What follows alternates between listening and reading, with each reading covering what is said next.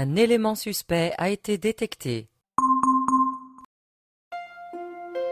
Vous avez décidé de rester en ligne. C'est une très bonne idée. Installez-vous confortablement. Ne vous crispez pas ainsi. A priori, vous ne risquez rien. Seulement, peut-être d'être déçu par ce que vous voyez, ce que vous comprenez ou ce que vous espérez au fin fond de votre imaginaire personnel. Sachez que tout a été étudié méticuleusement pour que vous puissiez y trouver un quelconque plaisir émotionnel, enfoui au plus profond de votre mémoire affective. Avertissement. Ce virus n'affectera en rien votre moyen de réception. Ordinateur portable, téléphone mobile, tablette. Il perturbera momentanément le cours de votre paisible vie. Tant que vous resterez connecté, vos méninges en éveil vous guideront vers le dénouement espéré ou non de l'existence de ces candidats aux élucubrations tortueuses.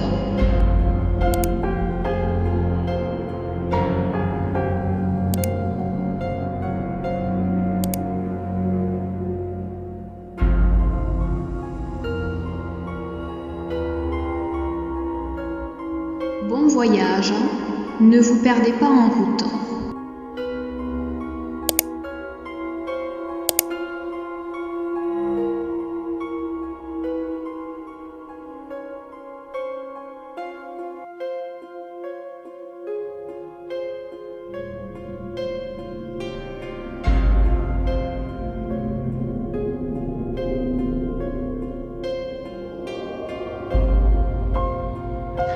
Dans son dernier roman, La fenêtre mystérieuse, nous aurions pu espérer qu'Alexandre Deluxe s'ouvre enfin sur le bien-être humain, mais en dévoilant les dessous d'une société très étrange, il semble plutôt régler ses comptes de jeunes bourgeois pubères névrosés.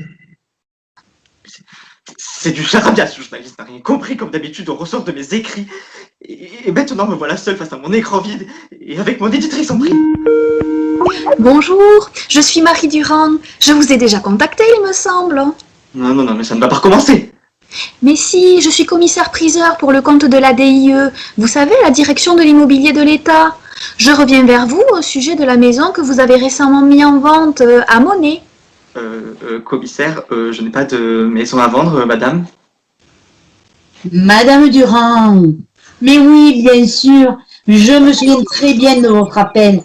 Effectivement, j'ai passé une annonce sur la bonne affaire pour la vente de la maison de mes parents, Madame Durand. Non, mais je n'y crois pas. Si c'est encore vous, vous croyez vraiment que vous avez le droit de rentrer comme cela dans la vie des gens? Appelez-moi Marie, ce sera plus simple. Moi, c'est Madeleine Monet, mais vous aussi, appelez-moi Madeleine. D'accord, Madeleine. Monet comme l'argent? Non, comme le peintre. Ah. Mais dites-moi, Madeleine, vous êtes dans la maison actuellement?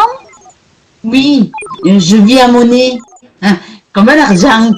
Je me suis installée dans ce petit corps de ferme familiale au moment de ma retraite. Mais depuis la disparition de maman, je ne peux plus vivre ici. Excusez-moi, vous habitez à Monet et vous vous appelez Monet. Comme c'est drôle. Je suis la monnaie de Monet. Mais je n'ai pas de monnaie, car la monnaie de Monet n'existe pas à Monet. Pauvre De Vos, il doit se retourner dans sa tombe. Et on n'en fait pas trop non plus, hein. Nous ne sommes pas à l'école du rire ici.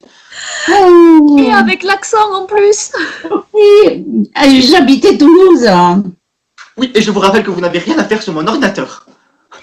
En tout cas, votre maison est très joliment aménagée. Oui, c'est gentil, merci beaucoup. Je suis actuellement dans ma cuisine parce que je dois faire des cookies pour ma petite fille Nina. Elle est lumineuse, C'est vrai, rayonnante. elle va avoir 6 ans. Oh, oh, excusez-moi. Vous fêtez son anniversaire chez vous? Et non, elle habite au Canada. Elle est déjà très coquette, avec ses petites lunettes. C'est une enfant de la Lune. Hein. Une enfant de la Lune? Oui, elle ne peut sortir que la nuit. Elle doit toujours avoir sa petite casquette, ses petites lunettes, pour se protéger des rayons ultraviolets. Vous croyez que vous allez m'apitoyer avec vos histoires d'enfants de la Lune? Moi je suis le petit prince et je n'ai aucunement envie de me faire accaparer par les élucubrations d'une rose défraîchie. Oh non, Alex, ne recommence pas. J'ai donc un bon moyen de pression. Écoute, pas maintenant, nous arrivons au cœur de notre histoire. Mais quelle histoire à la fin? Si tu veux que je te laisse parler sur mon ordinateur avec ton agent, dis-moi pour qui tu travailles. Oh, sois raisonnable, tu sais très bien que je suis à la retraite. Très bien, alors goodbye, ciao, arrivederci. Tu veux donc continuer à appauvrir ton talent? Vendu! Vendu! Vous venez de vous dénoncer, c'est bien Magdalena qui me hante! Vendu? Vous avez déjà un acheteur? Pas du tout. Juste un baratineur qui ne sait pas ce qu'il veut. Ah, j'ai cru que vous ne vouliez plus me parler. Oh, c'est une question de fibre. De fibre? Ah, c'est vrai, elle n'est toujours pas installée chez moi. Comment? Je disais, la fibre n'est toujours pas installée dans mon quartier et cela brouille parfois notre communication. Ah, mais non, je ne parlais pas de la fibre optique. Je disais que c'était une histoire de sensibilité. Oh, je vous ennuie. Pas vraiment. Mais enfin, si nous pouvions reporter cette conversation à plus tard, j'ai quelques affaires à régler, ces cookies à finir et c'est pas gagné. Hein. Bien sûr, Madeleine, je comprends. Seulement, comme actuellement je ne peux pas me déplacer, pourrions-nous convenir d'un rendez-vous pour une visite virtuelle de votre habitation? Écoutez, bien sûr, vous savez comment me joindre. Votre heure sera la mienne. Merci beaucoup, Madeleine. À bientôt et bon courage pour les cookies. Merci. Les cookies. La farine. Bon, me voilà dans un sale pétrin. Et c'est de ta faute, Alex. Je n'ai absolument rien fait, madame, je vous ai simplement écouté. Écoute, j'en ai assez d'être les mains dans cette farine. Je ne m'en sors pas, il me faudrait une recette. Le baratineur compatit à votre souffrance et accepte de vous chercher cette recette. Ah, c'est parfait. De toute façon, je fais ce que tu me dis de faire. Alors, avez-vous du chocolat? Si tu le dis. Vous le coupez. Couper? Oui, en petits morceaux, en petits grains. Ah, ok. Alors, un petit morceau. Donc, couper un petit morceau, un petit grain. Je coupe au sabot là. Voilà, oui. Maintenant, préchauffez votre four à 180 degrés. Ah, il va y avoir un problème. Hein. Quoi encore? Réfléchis. Bon, d'accord. Vous habitez dans une ancienne demeure, votre four est numérique, mettez-le sur 6, vous prendrez un saladier, ou plutôt un bol, 75 g de beurre, ou plutôt la livre, du sucre en morceaux, ou plutôt en poudre, un œuf entier. Que faites-vous? Et je fais ce que tu me dis de faire. Hein. Je ne vous ai pas dit de mettre la coquille de l'œuf. Tu m'as dit le entier. C'est une façon de parler en cuisine. Oh, c'est technique quand même. Concentrez-vous et reprenez. D'accord. Alors, je prends le bol. Je mets du beurre. Alors, la livre de beurre. Hein. La livre de beurre. Alors, du beurre, je mets le beurre. Hop, voilà. Je mets le beurre. D'accord. Je mets le beurre. Le sucre en poudre. Le sucre en poudre. Allez, hop. Hop. Ok, allez, hop. Oula. Le sucre en poudre et l'œuf. D'accord. Hop. Voilà. Une pièce. Ok. Voilà. Oui. La farine et maintenant mélangez le tout. D'accord, la farine. Et voilà, je farine, hop, je mets la farine, et je mélange tout, ok? Je mélange tout. Je mélange tout. C'est bizarre quand même, hein. Là, je veux tousser. Donc, maintenant, ajoutez les pépites. Tu crois? Oui, sinon ce ne serait pas des cookies. Ah, il va me falloir la combinaison du coffre alors. Le coffre? Et pour les pépites. On ne cuisine pas avec de l'or, Madeleine. Rajoutez les pépites de chocolat, les petits morceaux de chocolat. Rajouter les petits morceaux de chocolat. Les petits morceaux de chocolat. Oui. Maintenant, sur le plat du four, formez des petites boules de pâte. Dans le plat du four. Et au plat du four.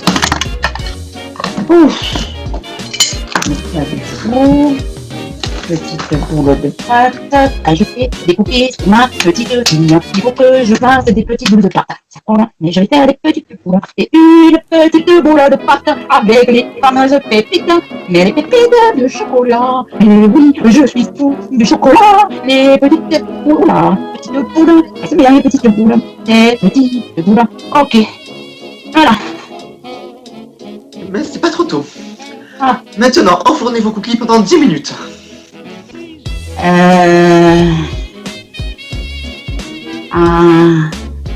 Tu es sûr que je dois... Oui, si vous voulez que ça ressemble à des cookies. C'est gros quand même. Et j'ai jamais enfourné dans ma vie. Je ne comprends pas, que ce soit gros ou pas, il faut que ces gâteaux passent au four. Alors enfournez-les maintenant. Ah, enfournez-les. Dans le four. Bien évidemment dans le four, pas dans votre bouche. Et... Ah, c'est mieux. Allez, voilà. Hop, c'est parfait. De toute façon, Alex, tu le sais, c'est toi le chef de la cuisine. Je fais ce que tu me dis de faire. Tu me dis un œuf, je mets un œuf. Tu me dis au four, je mets au four. Ah. C'est entendu. Maintenant, votre recette est terminée, donc nous pouvons chacun vaquer à nos occupations.